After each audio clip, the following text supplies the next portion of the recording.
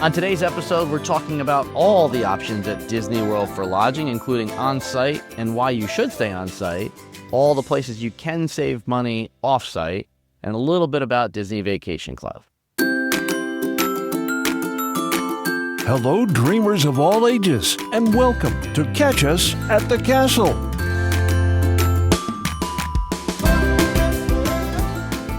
I'm Steph Sweet. And I'm Ed Pizza. You can catch us at the castle. We are at Disney World right now. Steph is staying here at Saratoga Springs, which you can see in the background. We are staying off-site in what turned out to be a bad choice at a new property. Well, we'll get into that in a little bit more detail. If you've watched our Disneyland episode, you know that there are a lot of options in close proximity to Disneyland, but not a lot of on-site properties. When you get to Disney World, man, the options are almost endless. Disney World, that's one of my favorite things about Disney World is being completely immersed in the bubble, and it's affordable to be able to stay on site. And that is probably the top reason that I love coming to Disney World. Yeah, there's a ton of different options at a ton of different price points for pretty much everyone. And the rooms in general, even at the lower price levels, can be really heavily themed. That being said, there are over 100 hotels in easy driving distance that are off property. So you're never going to run out of options here. It's just really a matter of focusing on what your goals are and what your budget is. So we're going to start with on-site properties today, and we'll start at the top of the pyramid with deluxe hotels. These are, generally speaking, the properties that are located on and around the Magic Kingdom on the monorail loop, as it's called. Bay Lake Towers, Grand Floridian, Polynesian are three great examples of deluxe properties. And these are the hotels that if you're really lucky, maybe you'll get for $400 a night. But they go up pretty rapidly from there, and easily during peak holiday season, $1,000 a night is seen frequently at these hotels. I'm excited because this trip, I will be staying at one of these hotels for the very first time. Oh. I'll be staying at the Contemporary for 2 nights. It's my daughter's graduation. That's why we're here. And this is her trip. She loves the monorail. She says it's her favorite ride in all of Disney. And so we do have some friends that helped connect me with a couple of nights at the Contemporary, and I'm really excited. Yeah, Contemporary was the original hotel. Monorail actually goes through the hotel. Super easy to get to the park. You've got 2 ways to get in. You can walk across the street, and there's a private security entrance. You can also clear security in the hotel and hop on the monorail and go right in. So one of the things about the deluxe properties is time savings. You're right there on the monorail. You've got a short security line at any of the hotels, as opposed to having to go to the ticketing and transportation center to clear security. Those hotels nowadays all also have a DVC component, Disney Vacation Club. We'll talk a little bit more about that after we go through the different property types. But know that if you're looking for places to stay and you're willing to be a little bit more flexible on how you pay, Disney Vacation Club can get you close by. Next category is moderates. I want to editorialize out here at the very beginning and just say that this is the category of properties that I would personally avoid the most. Not because I think they're bad hotels, but because I think your price-value ratio is going to be a bit off here. So you've got Caribbean Beach Resort, Port Orleans, Coronado. Those are all examples of moderate properties. They're all fine, but they generally tend to be at least $50 and usually $100 more than your value resorts. And with the exception of Coronado, where there's some newer rooms in the Grand Destino Tower, the rooms are pretty similar to what you're going to get at most of the value resorts. And I think you said you'd stayed at Port Orleans, right? Yeah, Port Orleans is one that my family loved, and my kids loved that one. And so we often would repeat. I like Port Orleans, but I would disagree with you on that one, though. I did stay at Caribbean Beach recently, and now I won't be doing that one again.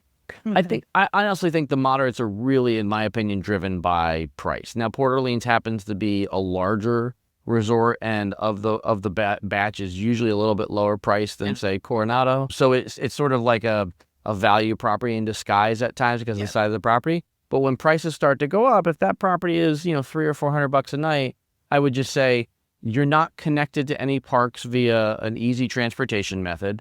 They're not necessarily a bad location, but they're not really close to any of the parks. So you got a little bit of time to get back and forth. I think the rooms are perfectly fine. Like, there's absolutely nothing wrong with the rooms. There are even some fun food options on site. There's a great beignet restaurant. I think the pools are fun, but I think you'll find a lot of those things at a lot of the value resorts as well. So to Steph's point, if you love the theming at Port Orleans and the price fits your budget, those are the reasons to stay there. Otherwise, I would say choose whatever's the most affordable between value and moderate, unless you really specifically like the theme of one of the properties. The one exception I'll give in the moderate category, and this doesn't happen very often, is Coronado and the Gran Destino Tower. There are some club rooms, and the club at the Gran Destino Tower is phenomenal.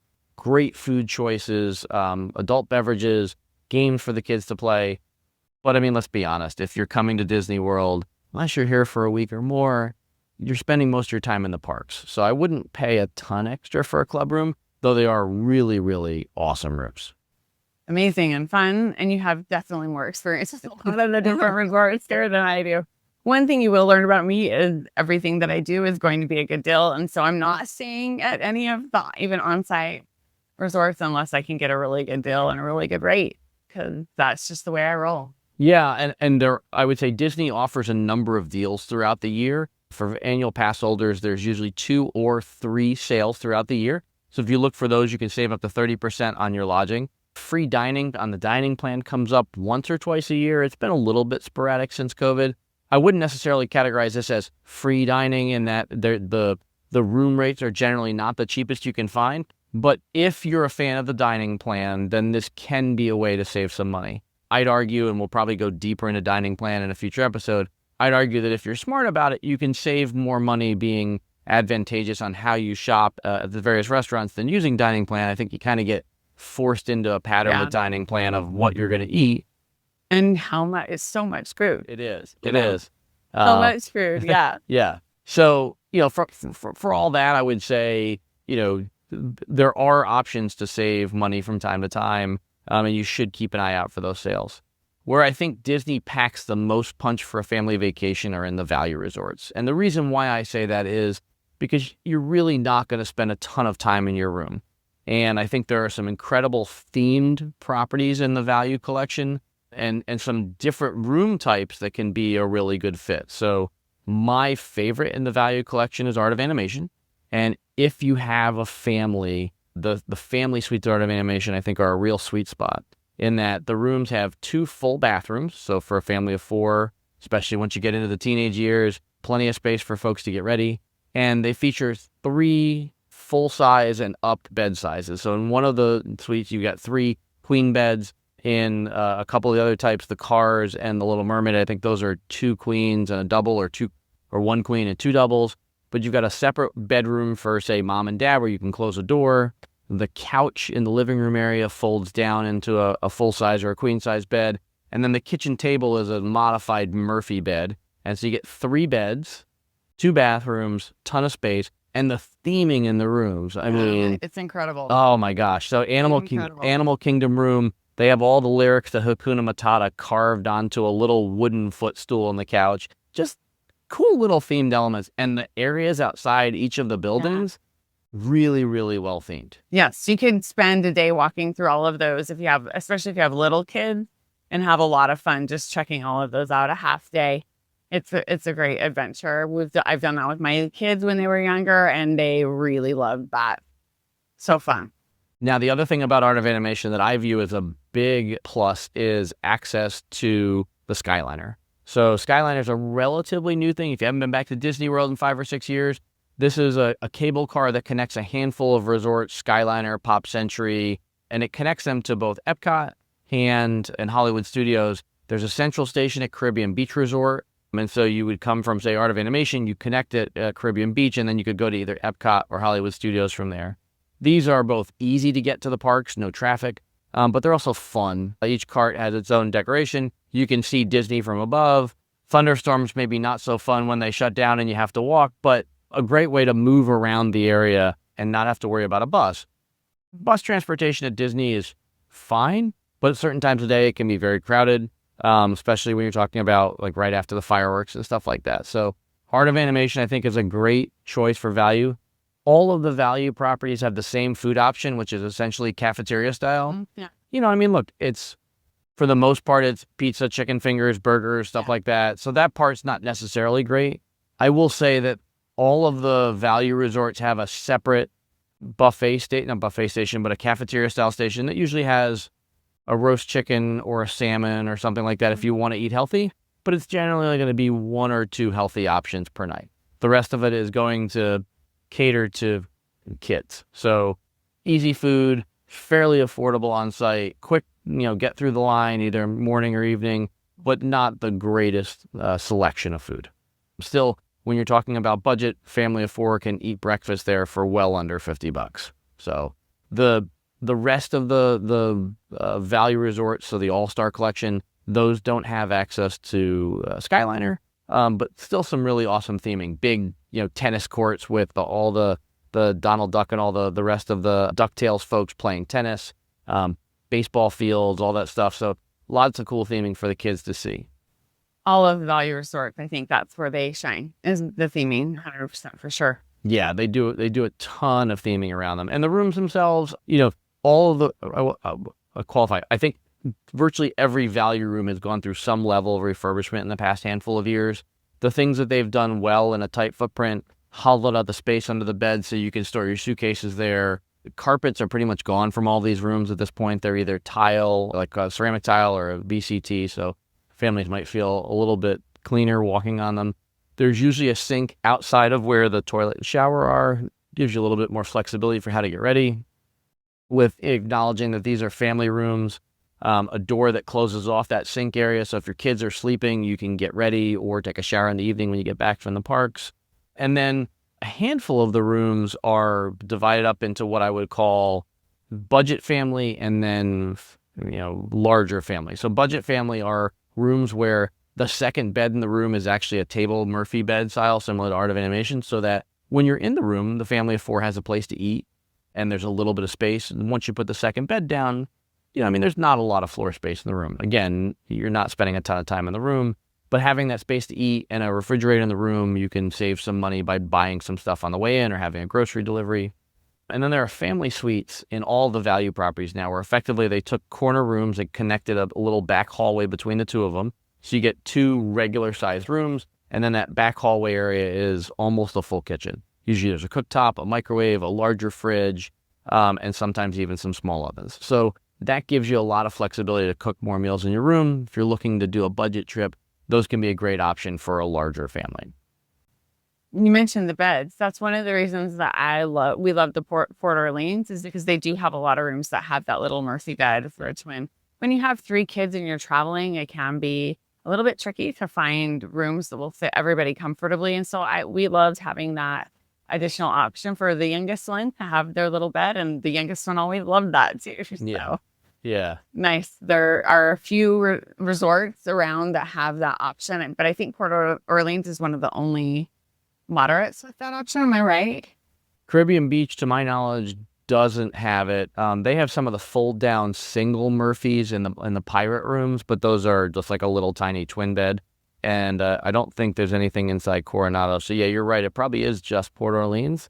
And maybe we'll see more of that as they continue to renovate some of those properties. But in the value resorts, I think all of them have it at this point. I think Pop was one of the last ones to get it. But you're also talking, between Port Orleans and all the Pop and All-Star rooms, you're talking, a couple thousand hotel rooms. So you should be able to find these room types on your next trip, and you should be able to find them at a couple of different price points.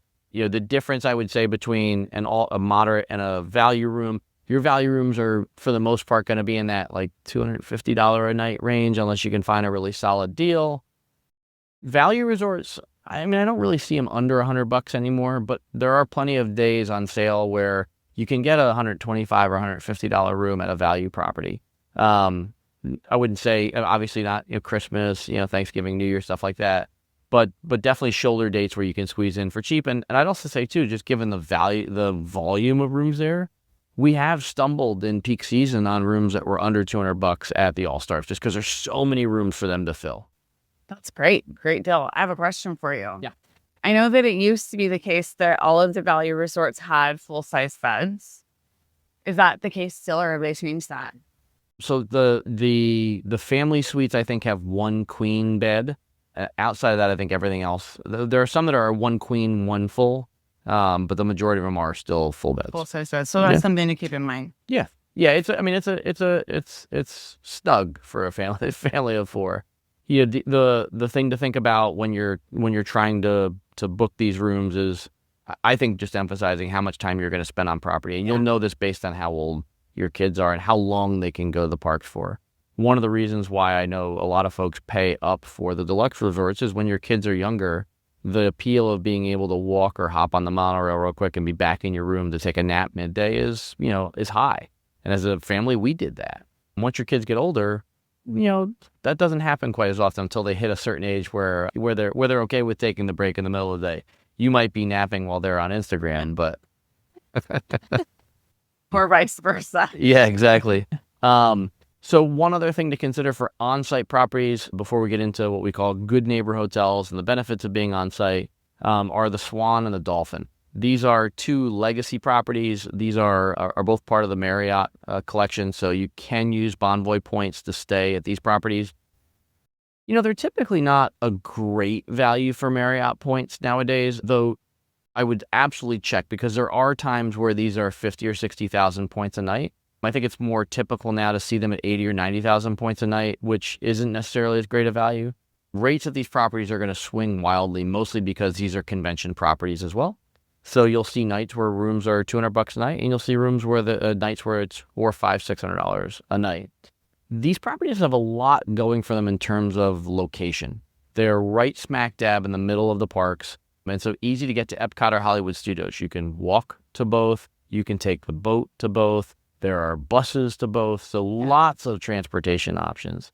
You also have some food options on the boardwalk, which is nearby, and you can also dine at Boardwalk and Beach Club in easy walking distance.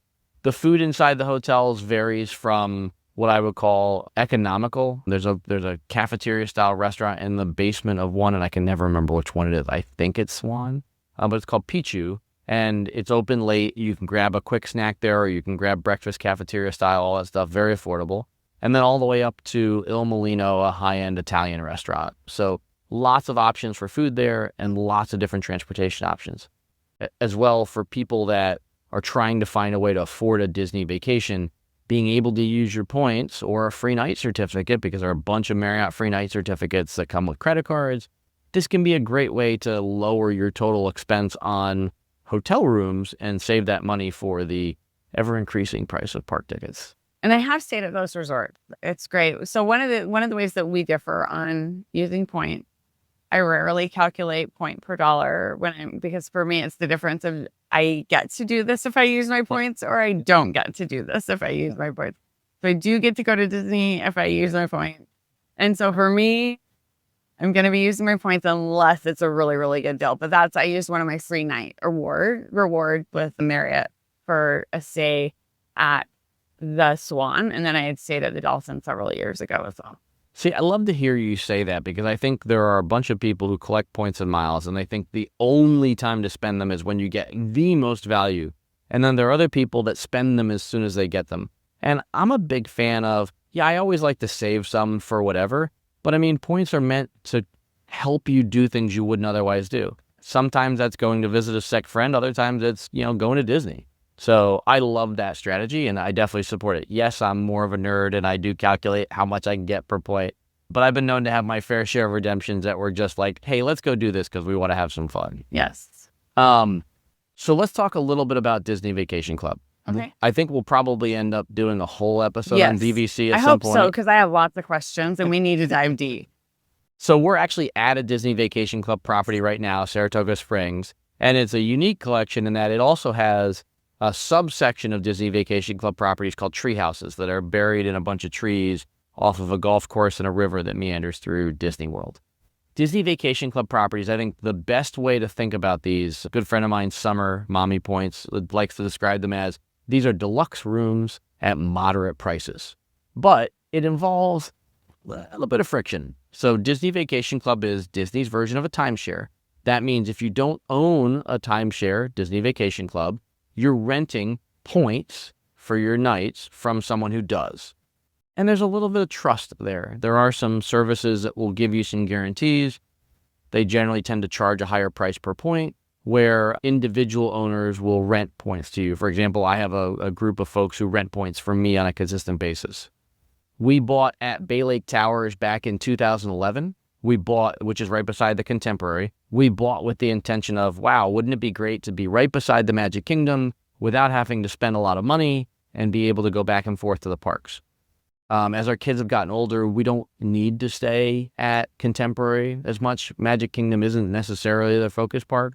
Though with Tron coming back in the picture, it has become a little bit more of an exciting park with that, Seven Dwarfs, Mine Train. But our kids, they like Epcot and they like Hollywood Studios. So we stay at different resorts, and you can use your points. Even if you own at one, you can stay at any Disney Vacation Club property as long as there's availability. So the difference in the rooms is not significant, but really noticeable. And I'm not trying to sound like a cliche here, but the rooms all have the same theming as the underlying resort. So if you're at Animal Kingdom, you're going to carry that Animal Kingdom theme through the room. You're going to be able to see the savannah and the animals just like in all the regular rooms. But you're going to have amenities that a regular hotel room doesn't have. These are more timeshare style amenities. So at a bare minimum, you're going to have a mini kitchen.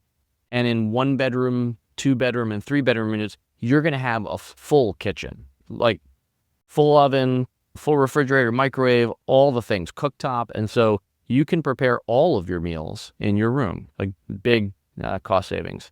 The other thing that the DVC rooms have, which I think was probably my wife's favorite feature, is washer dryer. So longer trips, being able to do laundry in the room, not have to stand near a coin-op laundry, which a lot of the hotels on site have coin-op laundries. But you're not tying up your whole day doing laundry. You can throw it in the washing machine, head to the parks. When you get home that night, you throw it in the dryer. It's all yours and contained. So that was definitely one of my wife's favorite features for our longer trips. Yes, 100%. I like to be able to do laundry partway through the trip, but also sometimes unexpected things happen. On our flight down here, I only brought one sweatshirt. It's hot down here right now, but I get cold when I'm inside. So I do like to have a sweatshirt. And the lady sitting next to me on the plane spilled her coffee on my sweatshirt. But I'm really happy to have a washing machine and a dryer to be able to wash my sweatshirt. You just never know. No, and so you guys are staying here at Saratoga Yes. now, and you rented points from someone, right? I did not. Oh, you didn't? Oh. I have a fancy trick. Uh-oh. All right, let's hear it. I have timeshares that are Marriott and Sheraton, and I trade in. Yes, so I do. I have, Sheraton and Marriott, and I trade in through Interval International. It's very strategic. You have to be very careful. You have to be willing to plan and willing to take whatever they'll give you almost, but it's worked out great for me.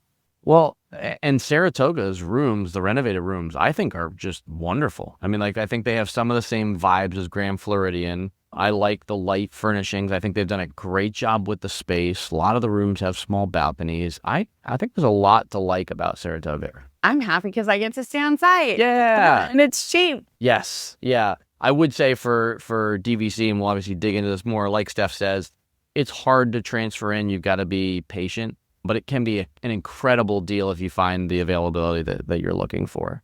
So let's talk a little bit about the benefits of staying on site. Yeah. And let's hear it. this has gotten a lot more complicated. There are a lot more benefits of staying on site in Disney World than there are Disneyland. Absolutely. And it's ever changing. And so you have to keep up with it.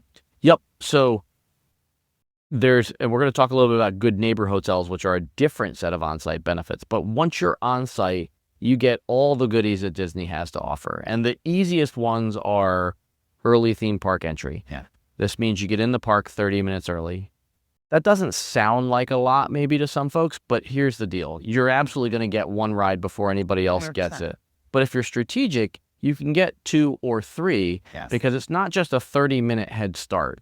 There's 2 things here. First off, it's a 30-minute head start from when people enter the park. So they've got to get to their first ride. Yeah. So if you're planning where you're going in the parks, it could be 10 or 15 minutes of walking to get to the furthest away rides.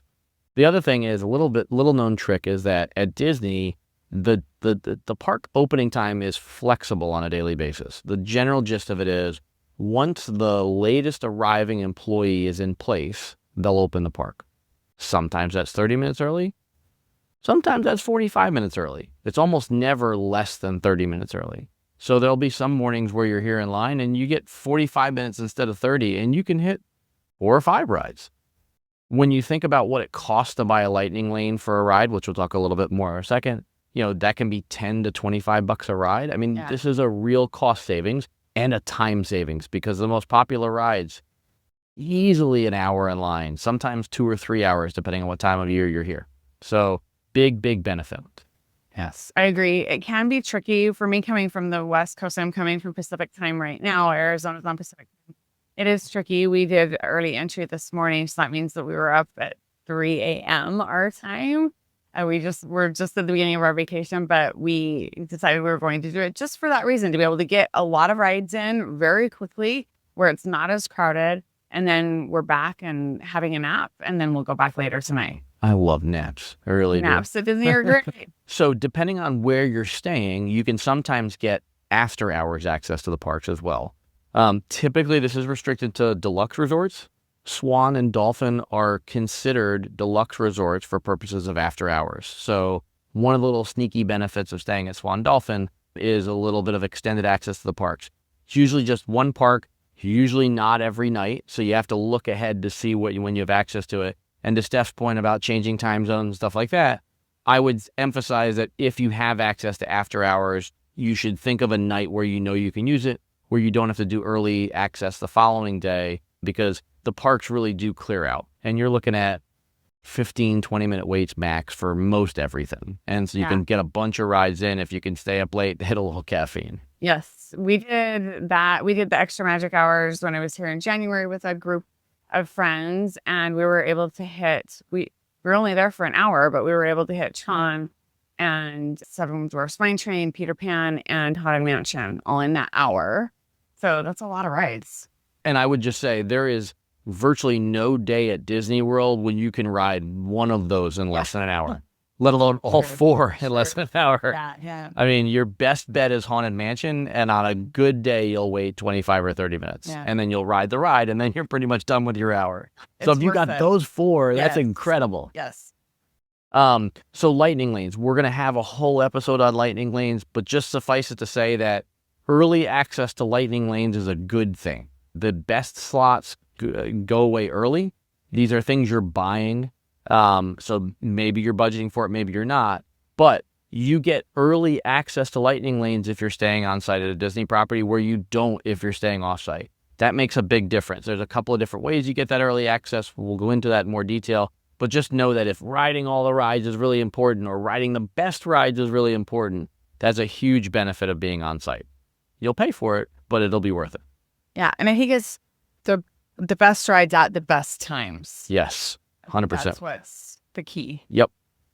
So we talked about early extended hours. We talked about lightning. Early access to dining reservations is the last thing that I'd mention as well. Shockingly, you really need to plan ahead for the best restaurants. And while you might not know, 3 months ahead of time where you want to eat dinner on a random vacation, unfortunately, Disney World kind of forces you to think about those things. So early access, again, to Steph's point, best times at the best restaurants are going to go to that early access.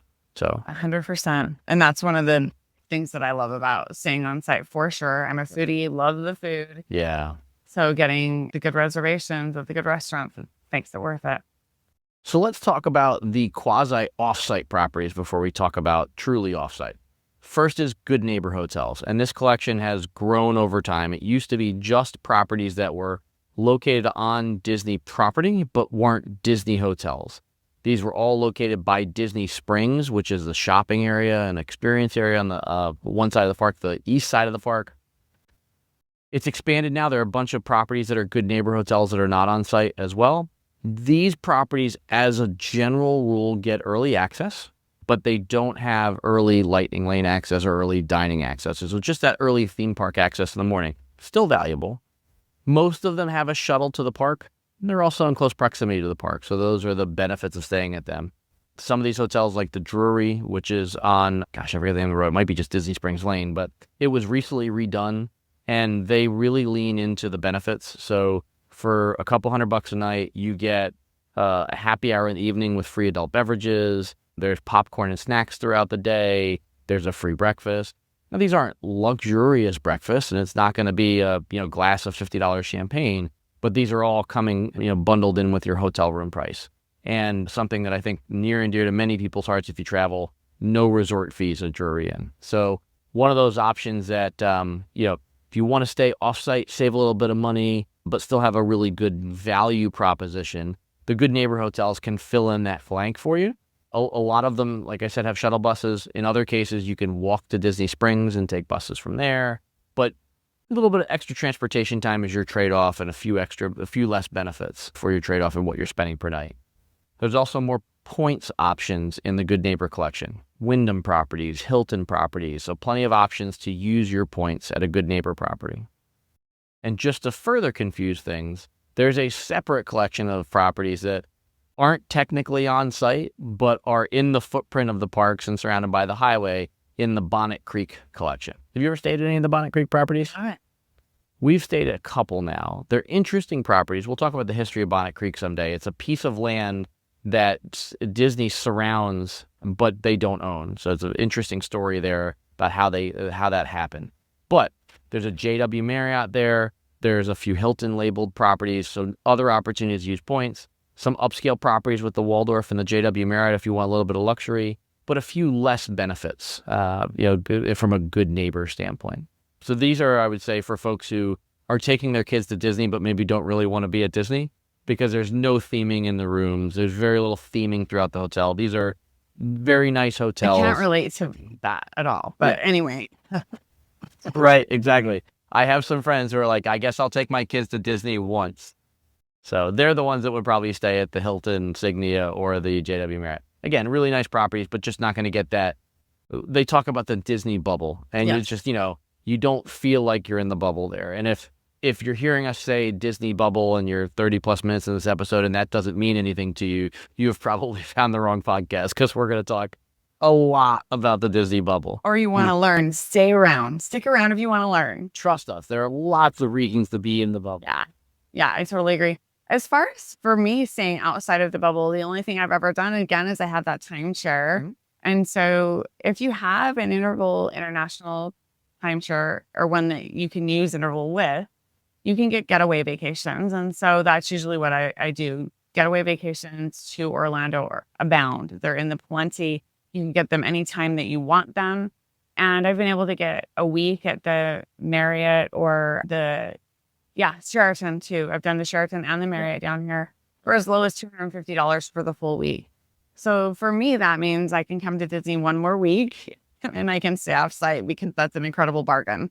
$250 for an entire week in a 2-bedroom timeshare. Not bad. Yeah, there no question that there are lots of those timeshare opportunities nearby. And I would argue that for off-site properties, some of those timeshare options are going to be the nicest rooms. There are some very poor quality timeshares as well, but I would say the majority of hotels off-site outside Disney World are moderate to poor properties. The price reflects it. Find plenty of rooms that are under $100 a night, but the rooms are well worn in many cases, as I'm finding out this trip with a new property that we chose to stay at that we haven't stayed at before. We'll talk about that in a little bit. There are a couple of offsite options that I consider to be exciting, and one of my favorites was we got a chance to stay at the Evermore Resort, which is it's located on the backside of Disney, right by the Hyatt Regency Grand Cypress. It's very close to the parks. There's a Conrad there, which is a Hilton property, so you can use points. Massive wave pool, rope jump, kayaking, canoes, and up to 9-bedroom houses. Now, you might say, well, why would I want a 9-bedroom house at Disney World? You might further say, why do I need a 2-floor slide inside my house? But the reality is that at this rate, you can get rooms with these 9-bedroom formats where each bedroom is less than $200 a night if you're coming together as a group. Yeah, family reunions. I know lots of people that come here for a reunion. Yeah. You'll get your own pool. You'll get your own outdoor seating areas, full kitchens. So a lot of amenities if you're not necessarily going to be at the parks all day, every day. You want to have that family reunion time. So those are what I would consider to be some of the more fun offsite options. Absent that, there are what I would say 3 clusters of areas. There's an area called Flamingo Crossing. And this is the area to the west of the park, outside Animal Kingdom, A lot of these properties are points hotels and budget properties. 100 to 150 bucks a night, mostly in a moderate to poor state of repair. Budget properties geared towards a very affordable Disney vacation. All the rooms are fine. You're just not going to get any sort of the luxury that you would normally expect from, say, a higher end property. So again, fitting properties that fit your budget. And there are dozens of these all around the parks. So Flamingo Crossings is the closest.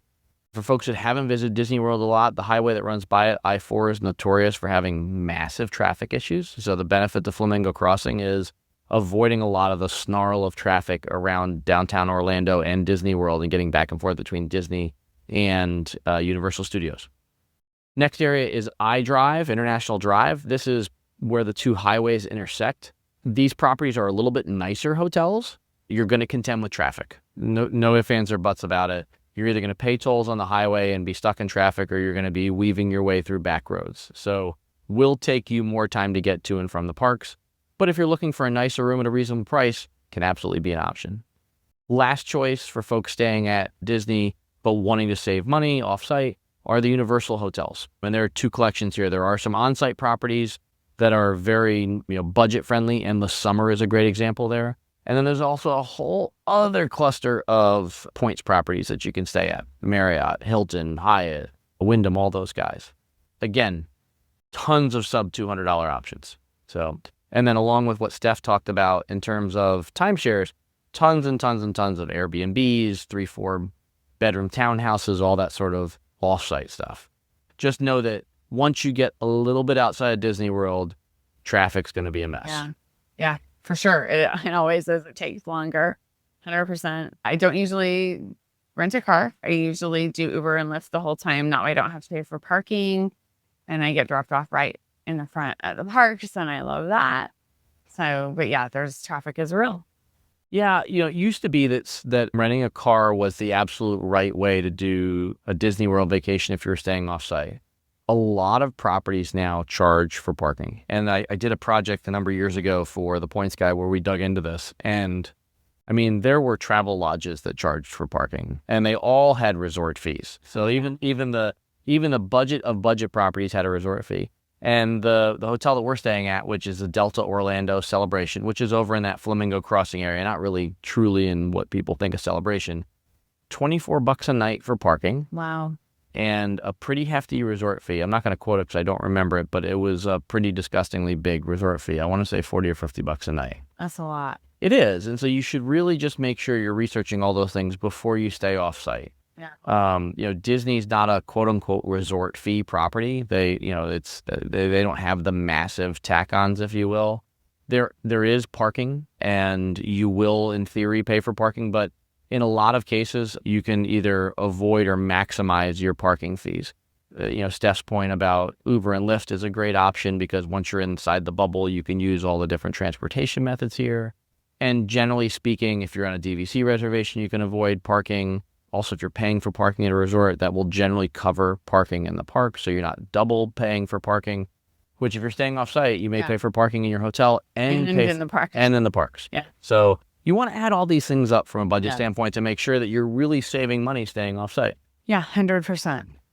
All right, so what didn't we cover? We covered a lot. We covered a lot. I think that there will be episodes, like you mentioned, that we're going to dig in deeper on a lot of different things. I'm trying to think if there's anything we're missing. I don't know. I'm sure there is. We could talk for hours and hours because there's so many different properties. Over 20 hotels just on-site at Disney World and more planned. So there are absolutely more options coming. I think, always going to be able to find an option that works for you for whatever budget you're looking for. Yes, absolutely. And I'm excited down the road to be able to dig into things deeper because I want to learn more. I really want to learn if DVC is for me or not. I'm sure we have a lot of people that would feel the same way. So yeah, it's good. I think that there's always a lot to do, always a lot to see. But when it comes right down to it, you do have to do the math, figure out both budgeting your time and budgeting your dollars, where your priorities are and what's most important to you. Spoiler alert, Disney Vacation Club is for you. We just have to find you the right contract. Okay, there you go, if you'll help me. All right. Well, Sounds good. it's only May, but the Florida heat is already getting to me. Killing us. Yes, it's awful. So I think it's time to find some air conditioning. Hope you guys found this informative. If you did, love it if you give us a like and a follow. We'll have more information in the show notes and lots more episodes to come. Until then, I'm Ed Pizza. I'm Steph Sweets, and you can catch us at the castle.